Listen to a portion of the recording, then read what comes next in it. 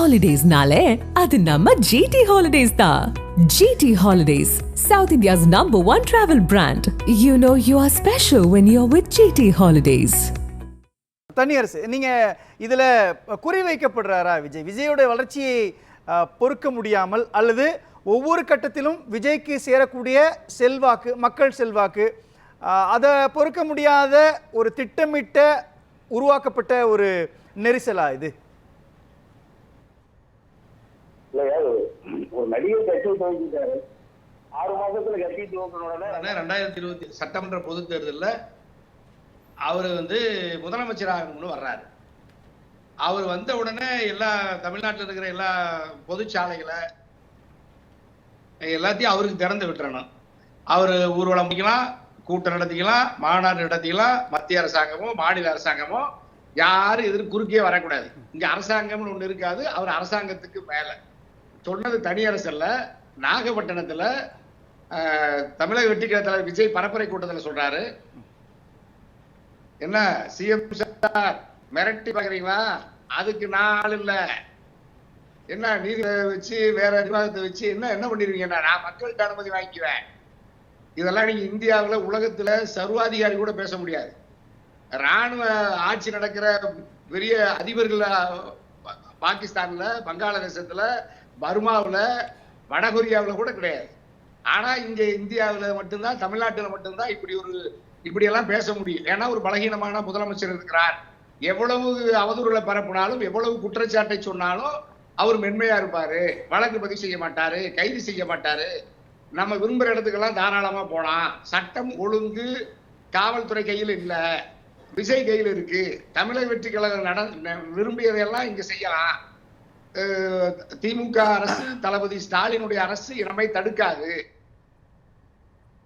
இதையெல்லாம் இப்ப நம்ம தடுத்தாலும் நம்ம அது அவர்கள் மீது குற்றம் சொல்லிடுவோம்னு முதலமைச்சர் பயப்படுகிறார். இதெல்லாம் இந்த நம்பிக்கையில விஜய் வர்றார். விஜய்க்கு பின்னாடி ஒரு பெரும் கூட்டம் இருக்கு. இல்ல, இப்ப இந்த இடத்துல இன்னொரு புள்ளிய பாருங்களேன். நீங்க ஒரு கட்சியினுடைய தலைவர், நீங்க ஒரு இடத்துக்கு போய் மக்களை சந்திக்கிறீங்க, பிரச்சாரம் மேற்கொள்றீங்க. உங்களுடைய கட்சியுடைய எழுச்சியை பார்த்து நீங்க இந்த அளவுக்கு தான் கை உயர்த்தணும், நீங்க இப்பதான் இங்கெல்லாம் மக்களை சந்திக்க கூடாது, ரோட் ஷோ பண்ணக்கூடாது, இவ்வளவு கெடிபிடிகளை ஒரு அரசாங்கம், காவல்துறை விதிச்சதுன்னா திரு தனியரசு அதை அக்செப்ட் பண்ணிக்கிட்டு நாம இந்த இடத்துல இப்படிலாம் பேசக்கூடாது, காவல்துறையுடைய பேச்சை நம்ம கட்டுப்பட்டு கேட்கணும் அப்படின்ற நிலைப்பாடு எடுப்பாரா?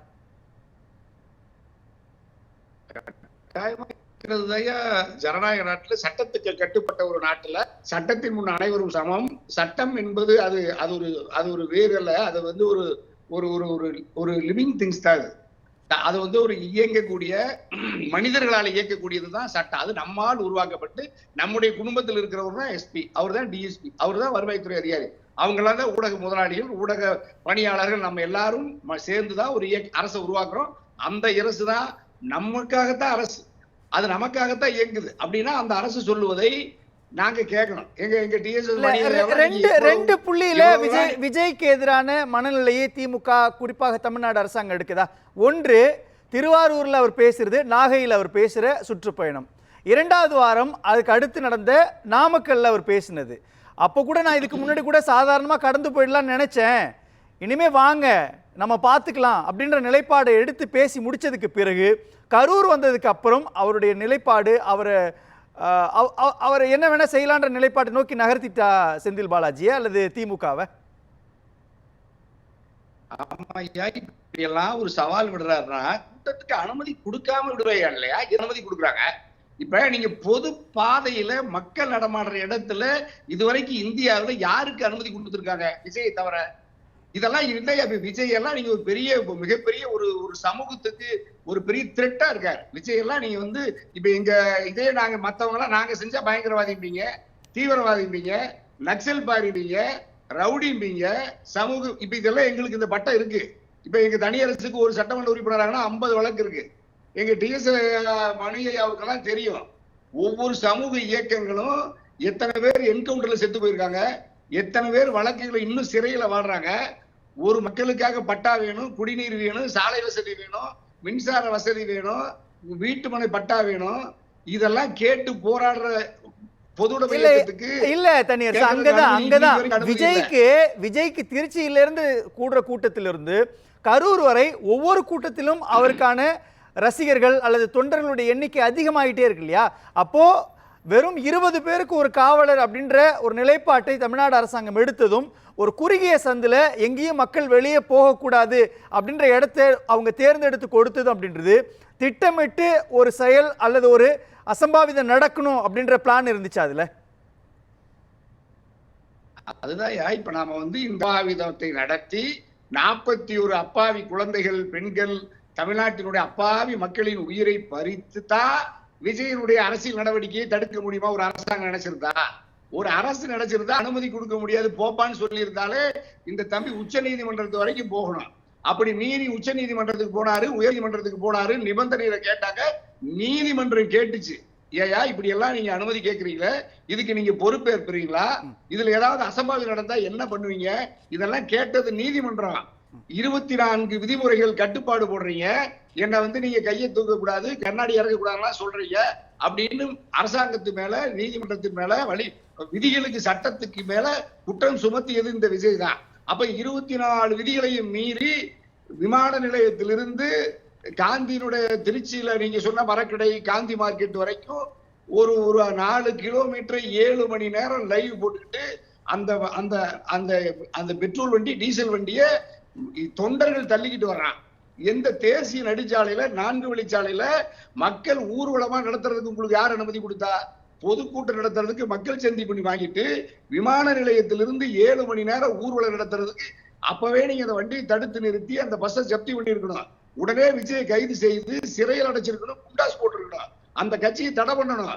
அதுல அந்த மக்கள் இதெல்லாம் நடவடிக்கை எடுக்கலைன்னா அதை அடுத்தடுத்து இந்த சட்டத்தை மீறுகிறார் அரசாங்கம் பயப்படுது. எந்த அரசாங்கம்? திமுக அரசாங்கம், ஸ்டாலின் அரசாங்கம் விஜய் பார்த்து நீங்க சொன்ன மாதிரியே பயப்படுது.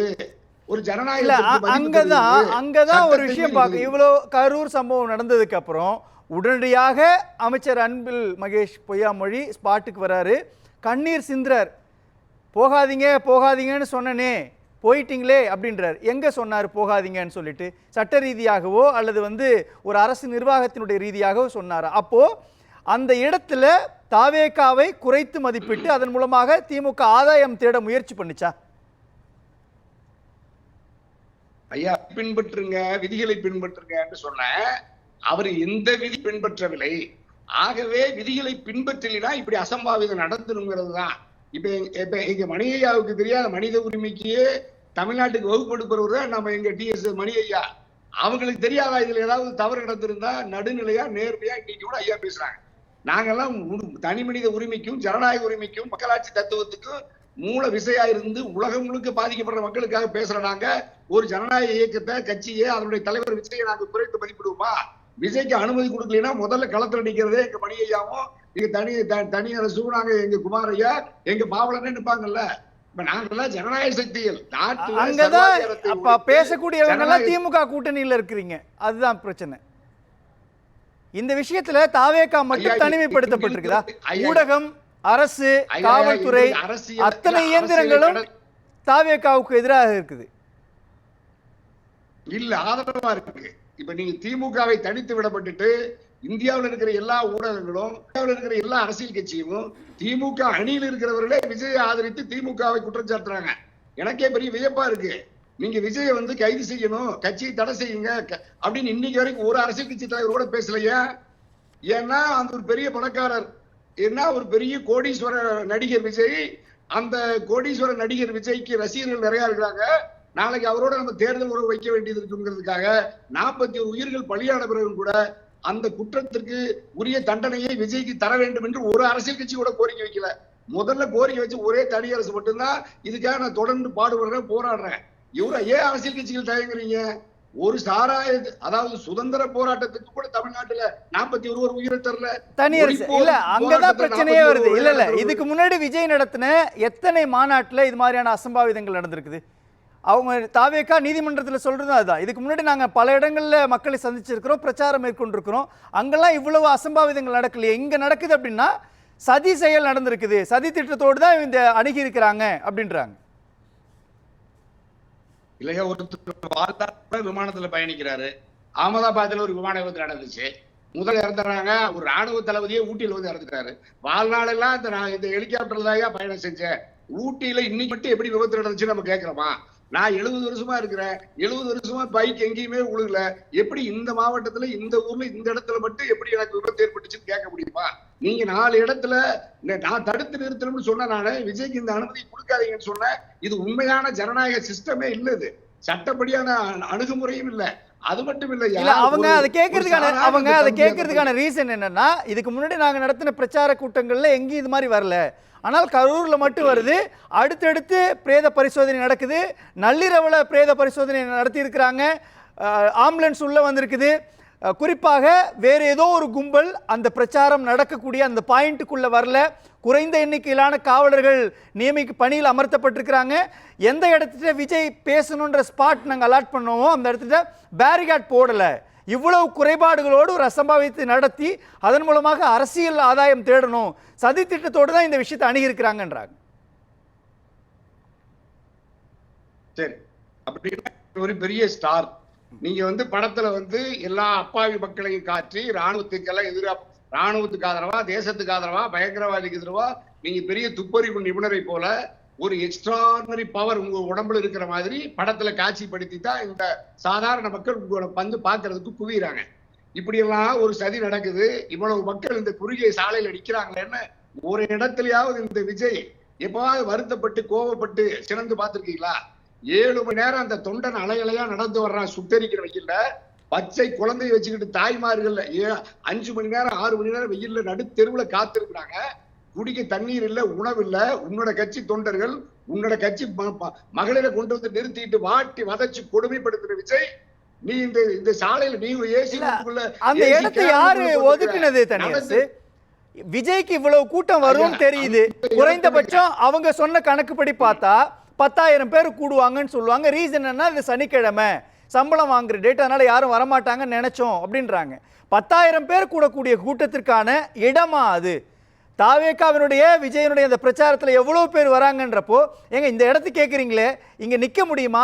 எவ்வளோ வராங்கன்னு கால்குலேட்டே பண்ண முடியல உங்களால். மதுரையில் கூடின கூட்டத்திலிருந்து விக்கிரவாண்டியினுடைய மாநாடு வரை பல இடங்களில் பார்த்துட்டு இருக்கிறோம். கம்மியான இடத்துக்கு கேட்குறீங்கன்னு காவல்துறை சொல்கிறதுல என்ன பிரச்சனை வருது?